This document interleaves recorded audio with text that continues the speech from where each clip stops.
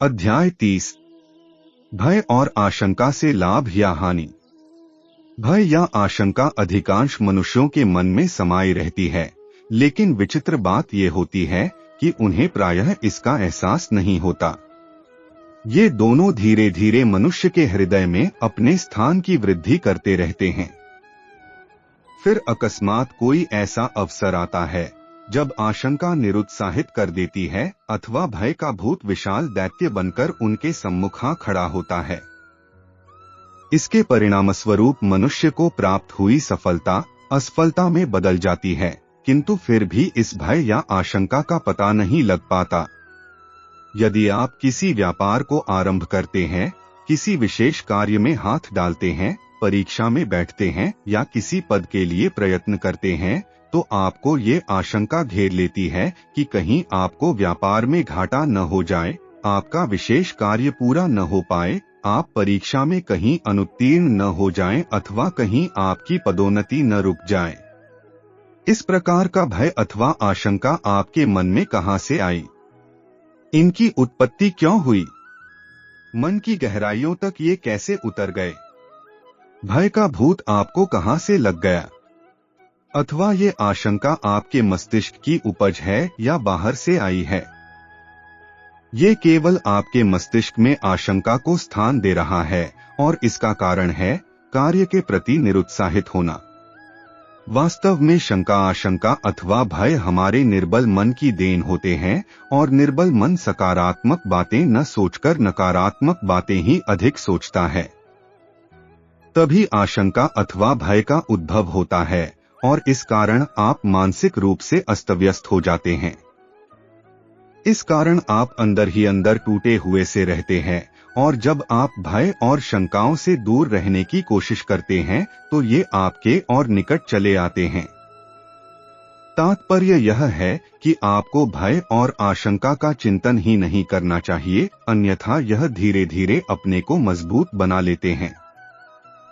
कुछ लोग ऐसे भी होते हैं जो भय, अंधविश्वास, अपशकुन आदि के अतिरिक्त स्वयं उपार्जित शंकाओं से आयुपर्यंत जूझते रहते हैं। समय के साथ साथ ये शंकाएं भी तीव्रतर होती रहती है और इसी के साथ उनके कष्टों में वृद्धि होती जाती है। निरंतर कष्ट भोगने के बावजूद वे यह नहीं समझ पाते हैं कि अंततः उनके कष्टों का कारण क्या है। क्यों वे कष्ट भोगते चले जा रहे हैं? वस्तुतः आपके कष्ट भोगने का कारण आशंका होती है, जिसे आप स्वयं अपने मन में स्थान दिए रहते हैं। भय आशंका का ही दूसरा रूप है। जब जब आप शंकित होंगे तब तब भयभीत होंगे। इस शंका व भय की उपज के कई स्रोत हो सकते हैं। संभव है कि आप में भय का बीजांकुर आपके बचपन में ही हो गया है। आपने बचपन में कोई घटना देखी हो या दादा दादी से कोई भूत प्रेत आदि की कहानी सुनी हो, जिसका प्रभाव बाल्यकाल में आपके मनमस्तिष्क पर पड़ गया हो और उसी समय से एक प्रकार का भय आपको अपने फेर में लिए हुए हो। बचपन से ही मन में बैठा हुआ यह भय कार्य के आरंभ में, कार्य के मध्य में और सफलता के निकट पहुंचने पर हमें त्रस्त करता रहता है।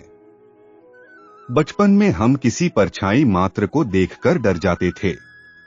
उसकी इतनी गहरी छाप हमारे मन पर अंकित रहती है कि हम सदा यही सोच समझकर आशंकित होते रहते हैं कि कहीं यह न हो जाए, कहीं वैसा न हो जाए। यह भय और आशंका हमारे साहस, आत्मविश्वास व इच्छा शक्ति को नष्ट कर देती है। इस तरह की किसी भी समस्या का समाधान उसका मूल कारण जानकर ही हो सकता है। इसलिए जो मनुष्य अस्थायी समाधान ढूंढता है वो सदा परेशान व क्षुब्ध रहता है, किंतु जो व्यक्ति साहसी और आत्मविश्वासी होता है ऐसी आशंकाओं और भय को अपने मन में कदापि स्थान नहीं देता। अफसोस, आज ज्यादातर लोग अपनी समस्या का समाधान जानने के बावजूद हमेशा उसे टालते रहते हैं, क्योंकि भय और झूठी आशंका का पिशाच उनके कदमों में बेड़ियां डाल देता है। ऐसी स्थिति से जूझ रहे लोगों को चाहिए कि वे अपनी आशंका और उससे व्याप्त भय का साहस व आत्मविश्वास से नष्ट करने का उपाय सोचें। भय मनुष्य की शारीरिक शक्तियों का ही नहीं, अपितु मानसिक शक्तियों का भी ह्रास करता है। इस कारण मनुष्य का विकास रुक जाता है। वह विक्षुब्ध और विक्षिप्त सा रहने लगता है। मनुष्य ईश्वर की सबसे अनमोल कृति है। ईश्वर ने उसे हर समस्या एवं आपदा से लड़ने के लिए मनमस्तिष्क, हाथ पैर आदि प्रदान किए हैं। अतः मनुष्य को इसकी उपयोगिता ज्ञात होनी चाहिए। यदि आप ऐसे अवसरों पर मनमस्तिष्क का संतुलन बनाए रखते हैं तो इससे आपको कई लाभ होंगे। पहला लाभ ये है कि आप समस्या का समाधान ढूंढने में सफल हो जाएंगे। दूसरा, आप में भय व आशंका व्याप्त नहीं होगी और तीसरा, आपकी स्मरण शक्ति यथावत रहेगी। प्रायः यह देखने में आता है कि भयभीत और आशंकित मनुष्य की स्मरण शक्ति धीरे धीरे लुप्त होती चली जाती है। ऐसी स्थितियां आम लोगों और कभी कभी बुद्धिमान व्यक्तियों के समक्ष भी आ जाती है। इमर्सन जैसा बुद्धिमान व्यक्ति बुढ़ापे में अपने मित्रों का नाम भी भूल जाता था। यही नहीं, कभी कभी तो वह अपने विषय में भी विस्मृत हो जाता था। इसका भी यही कारण था कि उसका मनमस्तिष्क अस्थिर हो गया। वह किसी आशंका या भय का शिकार हो गया था। उसमें साहस, आत्मबल एवं संयम का अभाव हो गया था। इसीलिए उसकी स्मरण शक्ति लुप्त हो गई थी। भय अथवा आशंका जितनी अधिक होती है, व्यक्ति उतना ही अधिक शारीरिक व मानसिक पीड़ा भोगता है। यदि आप अधिक भयभीत हैं, तो आपके शरीर की प्रतिरोधक शक्ति अधिक घटेगी। इसका परिणाम यह होगा कि आप अस्वस्थ हो जाएंगे। आपका मानसिक संतुलन बिगड़ जाएगा और आपकी स्मरण शक्ति का ह्रास हो जाएगा। इससे पता चलता है कि भय करना एक भारी मूर्खता है। नकारात्मक सोच भी क्षति पहुंचाती है। यदि आप सदा अपने शरीर में रोग के लक्षणों पर ही आशंकित रहेंगे तो अवश्य ही रोगग्रस्त हो जाएंगे, किंतु रोगी होने पर भी जो रोग की परवाह नहीं करते, वे शीघ्र ही रोग मुक्त हो जाते हैं। इसका कारण यह है कि उनकी सोच सकारात्मक होती है। दुनिया में शायद ही कोई ऐसा व्यक्ति होगा जिसने अपने मन में कोई आशंका या भय न पाल रखा हो। बहुत से व्यक्ति तो ऐसे मिल जाएंगे जिनके हृदय में हर कार्य के प्रति भय या आशंका विद्यमान होगी। ऐसे व्यक्ति अपने अवचेतन मन में बैठे उस भय का विश्लेषण करने में असमर्थ होते हैं।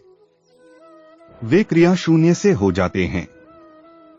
कोई क्या कर रहा है, कहां जा रहा है, इससे उन्हें कोई सरोकार नहीं होता। वे अपने मन को अनेक आशंकाओं से उद्वेलित करते रहते हैं। वह पूछने पर इन आशंकाओं का कोई भी आधार नहीं बता सकते, क्योंकि उनकी आशंकाएं बेसिर पैर की होती है, जिनका वास्तविकता से कोई लेना देना नहीं होता। यदि आप दृढ़ निश्चय कर लें तो भय और आशंका को सदा के लिए अपने से दूर कर सकते हैं। अपने को आशावादी बनाइए और प्रसन्न रहने का प्रयत्न करिए तथा अपनी प्रवृत्ति ऐसी बनाइए कि जिससे भी मिले आनंद का अनुभव करें। जिस वस्तु को देखें तो सौंदर्य और प्रसन्नता की अनुभूति करें। इससे लाभ ये होगा कि जो व्यर्थ का भूत और आशंका आपके मन में घर कर गई है, उससे आपको मुक्ति मिल जाएगी। आप अपने कार्य में व्यस्त हो जाएं, ताकि बेकार और फालतू की बातें आपको परेशान न कर सके। कुछ ही दिनों में आपको एहसास हो जाएगा कि आपकी दुनिया ही बदल गई है। ध्यान रखिए, आप नकारात्मक सोच से दूर हटकर सकारात्मक विषयों पर ध्यान केंद्रित करके ही भय, आशंका अथवा चिंता से मुक्ति पा सकते हैं। इसके लिए आपको अपना मन वश में करना होगा, अपने मन में आत्मविश्वास लाना होगा और उत्साह को संजोना होगा। हंसी मजाक, खेल कूद और मनोरंजन के वातावरण को अपनाना होगा। अपने जीवन का भरपूर आनंद उठाने के लिए सुबह सवेरे उठिए और ईश्वर से प्रार्थना करिए कि आपका हर नया दिन सुख और शांति से बीते। प्रत्येक दिन नवीन उत्साह और आत्मविश्वास से अपने काम की शुरुआत करिए। आशावादी बनिए और मन में आशा को संचारित रखिए। फिर देखिए, मन में सुख, आनंद और प्रसन्नता को संजोकर शुरू हुआ दिन हर्षोल्लास के साथ कैसे बीतता है तथा भय और आशंका किस प्रकार आपसे दूर चली जाती है।